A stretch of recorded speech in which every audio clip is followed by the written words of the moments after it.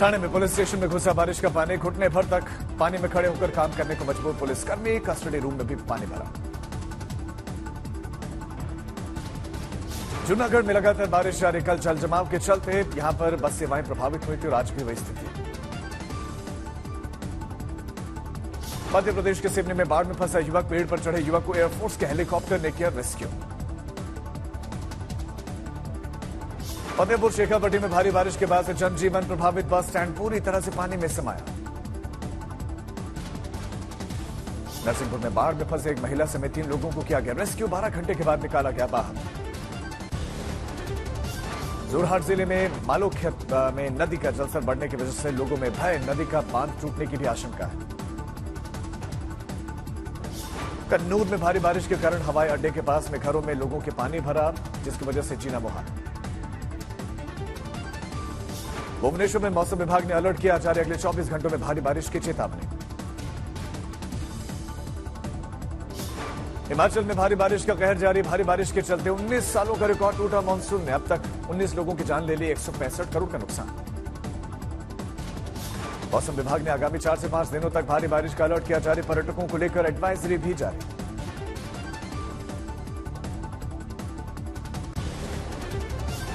समान नागरिक संहिता पर बहस तेज, कांग्रेस का बीजेपी पर हमला, यूसीसी को बताया मुस्लिम विरोधी एजेंडा।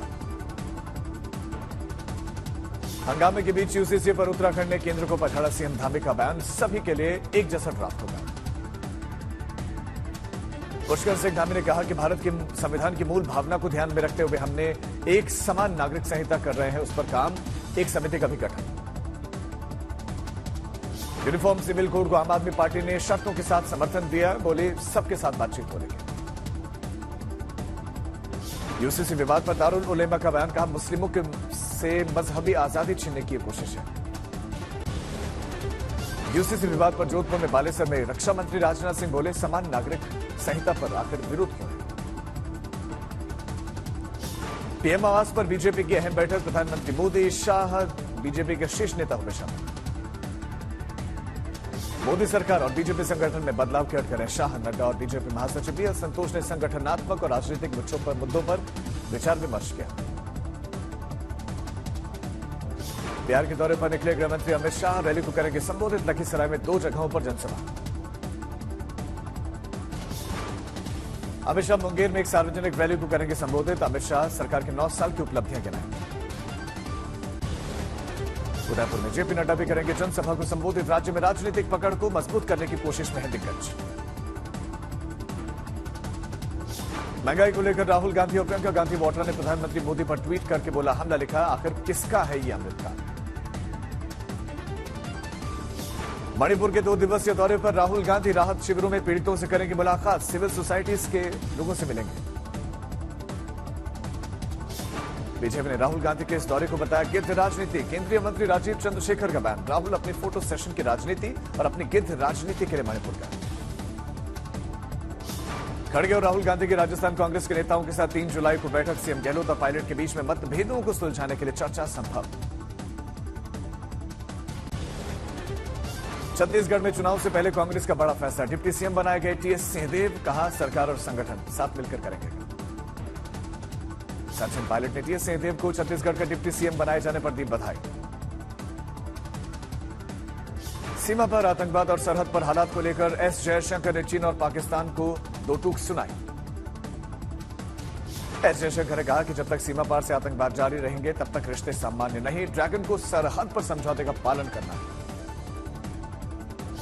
बंगाल में पंचायत चुनाव में से पहले एनआईए की रेड, टीएमसी उम्मीदवारों के ठिकानों पर छापेमारी, बड़ी मात्रा में गोला बारूद बरामद।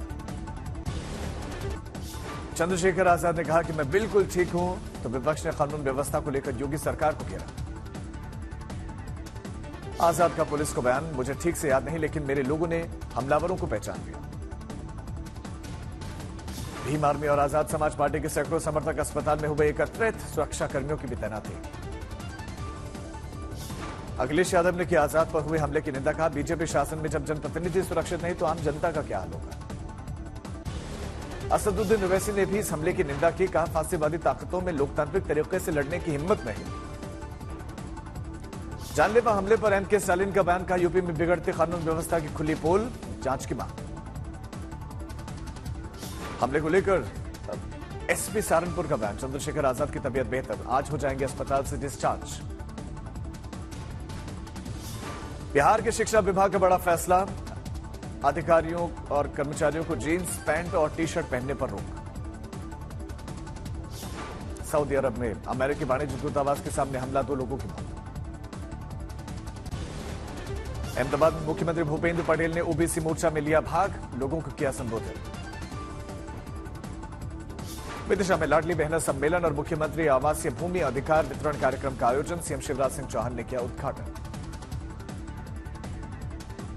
लुधियाना में special Olympic world summer games से लौटने में 8 खिलाड़ियों का गर्मजोशी के साथ स्वागत। मेरठ में 4 जुलाई से कांवड़ यात्रा मार्गों पर मांस की बिक्री पर प्रतिबंध, चप्पे चप्पे पर नजर। कोटा में मंत्री शांति धारीवाल ने घंटाघर समेत निचले इलाकों का दौरा किया, नाले की समस्या के तुरंत समाधान के अधिकारियों को निर्देश। त्रिपुरा के अगरतला में बिजली के झटके से जगन्नाथ की रथ यात्रा में अचानक लगी आग, हादसे में 6 लोगों की मौत, कई लोग झुलसे। अगरतला में मुख्यमंत्री माणिक साहा ने रथ यात्रा के दौरान दुर्घटना स्थल का दौरा किया, सीएम ने पीड़ितों को आर्थिक सहायता देने का ऐलान किया। सुकमा में उप सरपंच समेत 15 ग्रामीणों को नक्सलियों ने किडनैप कर लिया, सर्व आदिवासी समाज की नक्सलियों से अपील, ग्रामीणों को छोड़ दें। बाड़मेर में कांग्रेस नेता की हत्या के मामले में 40 घंटे के बाद शव उठाने पर बनी सहमति, पुलिस ने 12 टीम बनाकर हथियारों की तलाश शुरू की। छत्तीसगढ़ का पहला क्रॉस फ्लाईओवर ब्रिज शुरू, रायगढ़ से दुर्ग के बीच में सफर होगा आसान। दिल्ली एयरपोर्ट पर शुरू हुई सेल्फ बैगेज ड्रॉप की सुविधा, यात्रियों को सामान के लिए नहीं करना होगा लंबा इंतजार, जीएमआर ने ऐलान किया। फिलहाल टर्मिनल 3 पर शुरू की गई सुविधा जीएमआर के मुताबिक अभी ये घरेलू उड़ानों के लिए लागू। गांधीनगर में माइक्रोन टेक्नोलॉजी कार्यक्रम का आयोजन, मुख्यमंत्री भूपेंद्र पटेल और केंद्रीय मंत्री अश्विनी वैष्णव ने समझौता ज्ञापन हस्ताक्षर समारोह में भाग लिया। जोधपुर में रक्षा मंत्री राजनाथ सिंह पूर्व विधायक का माइक छीनने का मामला आया सामने, केंद्रीय जल शक्ति मंत्री और पूर्व विधायक की खींचतान देखी। थाने में भारी बारिश से बड़ा जल जमाव, भारी बारिश के चलते एक पुराना बरगद का पेड़ गिरा। धौलपुर में जैन समाज के संत के शरण में पहुंचे मुख्य पूर्व सीएम वसुंधरा राजे, पूर्व सीएम राजे ने संत सुधा सागर का महल में ले जाकर आदर सत्कार किया। जयपुर में 2 ट्रक और एक ट्रेलर की जोरदार भिड़ंत के बाद लगी आग, ट्रक के चालक और खलासी की जलने से मौत, 12 मवेशी भी जले। मुंबई में निर्माणाधीन मेट्रो स्टेशन के पास में लैंडस्लाइड का वीडियो वायरल, डेवलपर के खिलाफ मुकदमा दर्ज। कानपुर में सीसीटीवी में कैद हुआ चोरों का स्मार्ट और शौकीन मिजाज, मेडिकल स्टोर में चोरी करने पहुंचे, फेस वॉश और साथ ही परफ्यूम भी चुराया। बेंगलुरु में जर्मन शेफर्ड कुत्ते ने बच्चे पर किया हमला, घटना सीसीटीवी में कैद। आज देश में सब जगह मनाई जा रही है बकरीद, यूपी में 94 ईदगाहों और 1210 मस्जिदों में पढ़ी जाएगी नमाज। बकरीद के मौके पर बड़ी संख्या में लोगों ने जामा मस्जिद में नमाज की अदा, एक दूसरे को गले लगाकर प्यार बांटा। दिल्ली में बकरीद के मौके पर जामा मस्जिद के पास में सुरक्षा व्यवस्था कड़ी, सुरक्षा के जबरदस्त इंतजाम। दिल्ली में बकरीद के मौके पर नमाज अदा करने के लिए मस्जिद में पहुंचे लोग, रेड क्रॉस मस्जिद पर अदा की गई नमाज। बकरीद के मौके पर कोची में लोगों ने नमाज किया था, तस्वीरें आई सामने। मुंबई में बकरीद के मौके पर लोग नमाज अदा करने के लिए दरगाह पहुंचे, माहिम दरगाह में अदा की गई नमाज। जम्मू कश्मीर के पुंछ में बकरीद से पहले सजा बकरा बाजार कुर्बानी के लिए खरीदारी कर रहे हैं। ईद को लेकर सुरक्षा जबरदस्त, ड्रोन से रखी जा रही है जगह जगह नजर, चप्पे चप्पे पर सुरक्षा के पुख्ता इंतजाम। मेरठ में हिंदूवादी नेता सचिन सिरोही ने किया ऐलान, अगर ईद की नमाज सड़कों पर होगी अदा तो सड़क पर हनुमान चालीसा और सुंदरकांड भी होगा। अलीगढ़ में जीआईजी रेंज के पुलिस अधिकारियों ने पैदल मार्च किया, सभी ने ईद उल अजहा की नमाज नियत स्थानों पर ही पढ़ने की अपील की। फतेहाबाद में कार की स्कूटी से जबरदस्त टक्कर, सीसीटीवी में कैद हुई घटना, स्कूटी चालक की मौत। पश्चिम बंगाल के पूर्व बर्धमान में बाइक को बचाने के चक्कर में एक बस अनियंत्रित होकर सड़क किनारे खेत में जा पलटी, कई यात्री जख्मी। गोंडा में हथियारों से फायरिंग करने का वीडियो वायरल, पुलिस ने मुकदमा किया दर्ज।